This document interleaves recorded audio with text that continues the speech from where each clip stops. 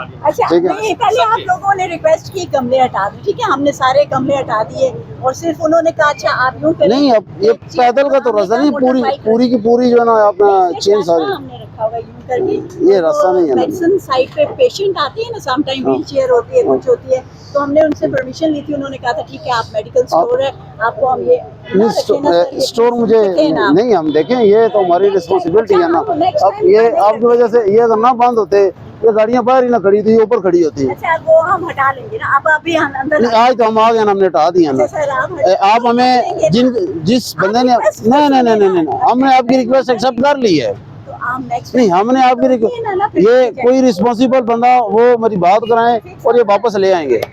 Responsible ठीक है। नहीं मैं ही हुआ, मैं किसको बुलाऊं यहाँ पे? नहीं, बुलाए ना किसी को, कोई बंदा भेजें, ठीक है।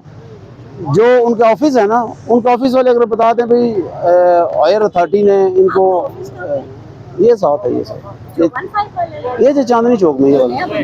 जी जी जी।